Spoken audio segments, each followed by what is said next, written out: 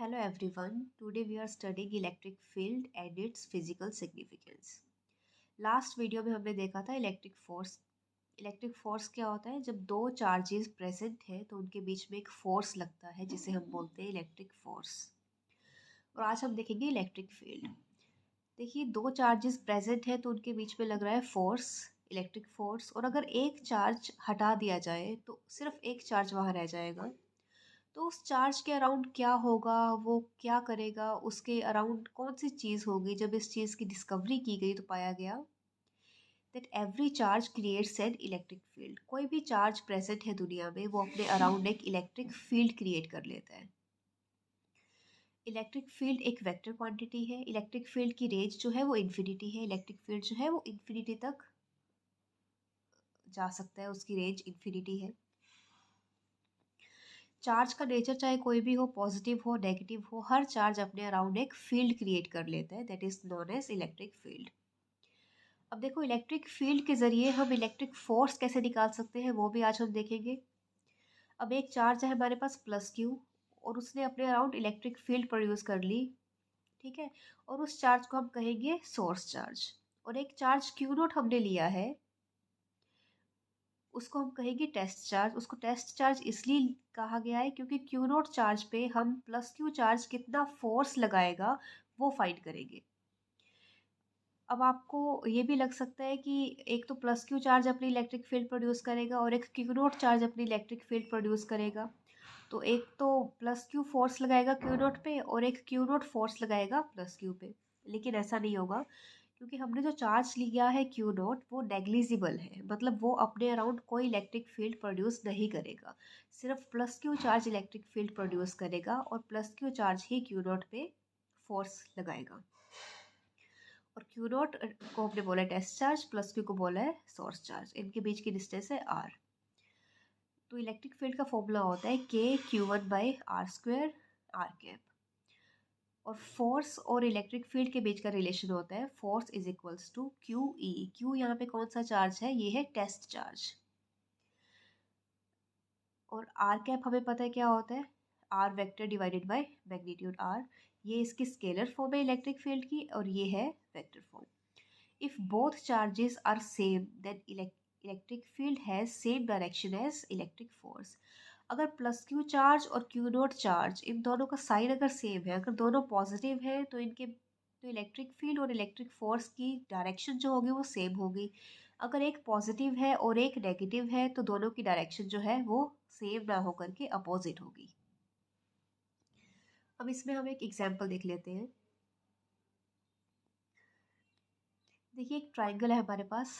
इसकी दो साइड्स पे तो प्लस क्यू चार्ज पड़ा है और एक साइड पे माइनस क्यू। हमने इसको naming they Lee A B C. हमने रिजल्टेंट इलेक्ट्रिक फील्ड निकालना है ए पे।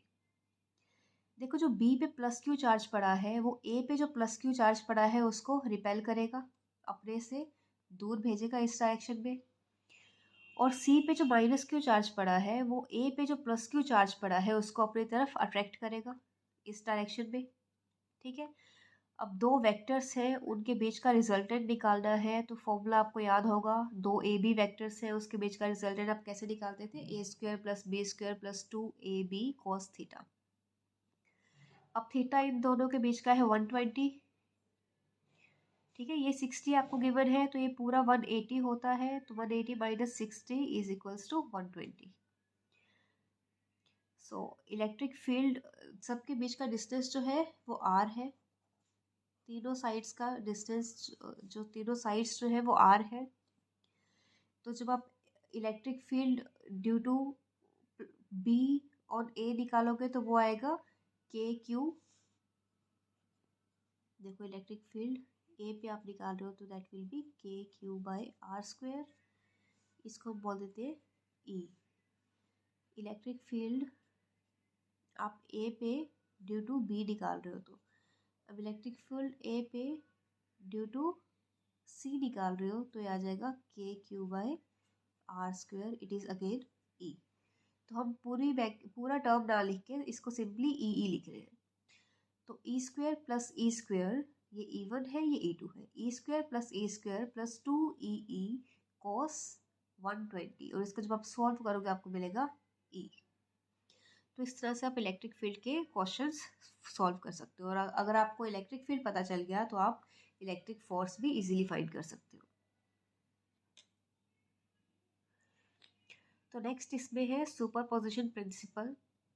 देखिए, सुपरपोजिशन प्रिंसिपल जो हमने इलेक्ट्रिक फोर्स पे किया था वही सुपरपोजिशन प्रिंसिपल इसमें भी वैलिड है। और अगर चार्ज पॉजिटिव है तो इलेक्ट्रिक फील्ड जो है वो ऐसे बाहर निकलता हुआ दिखाई देता है आपको इस तरह से, इसको बोलते हैं रेडियली आउटवर्ड। और नेगेटिव चार्ज में इलेक्ट्रिक फील्ड की डायरेक्शन इनवर्ड होती है, इसको बोलते हैं रेडियली इनवर्ड। अब नेक्स्ट है हमारा physical significance of electric field. Force between the charges can be found using Coulomb's law, so electric field is not necessary but is convenient. देखिए, इलेक्ट्रिक फोर्स फाइंड करने का एक तरीका हमने देखा था कि हम कूलम्स लॉ से इलेक्ट्रिक फोर्स फाइंड कर सकते थे, और एक हमने देखा है कि हम इलेक्ट्रिक फील्ड अगर हमें पता है तो हम इलेक्ट्रिक फोर्स फाइंड कर सकते हैं। तो इलेक्ट्रिक फील्ड जो है वो नेसेसरी नहीं है बट ये कन्वीनियंट है, मतलब इससे इजीली हम इलेक्ट्रिक फोर्स फाइंड कर सकते हैं। ये फर्स्ट फिजिकल सिग्निफिकेंस है। Now it gives the fact of environment around charges.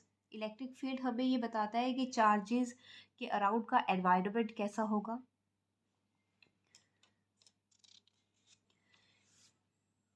It gives the idea that how much force a unit positive charge, test charge, will experience at a particular point.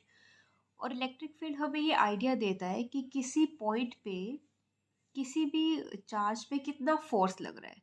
देखो, दो charges के बीच का force किस पे depend करता है? Distance पे। अगर डिस्टेंस दोनों में कम है तो फोर्स का मैग्नीट्यूड ज़्यादा होगा, अगर डिस्टेंस ज़्यादा है तो फोर्स कम होगा। तो हम एक पर्टिकुलर पॉइंट पे फोर्स निकाल सकते हैं, किस पॉइंट पे कितना फोर्स होगा। Electric field is involve in electromagnetic waves. Charge particle produces electromagnetic wave. Electromagnetic waves जो है उसमें इलेक्ट्रिक फील्ड इन्वॉल्व है। आपके चैप्टर है चैप्टर नंबर 8 जिसमें आप इलेक्ट्रोमैग्नेटिक वेव्स के बारे में पढ़ोगे, तो वहाँ पे आप देखोगे कि चार्ज पार्टिकल्स जो होते हैं वो इलेक्ट्रोमैग्नेटिक वेव्स को प्रोड्यूस करते हैं। तो आज के लिए इतना ही, कल हम देखेंगे electric field lines. Thank you.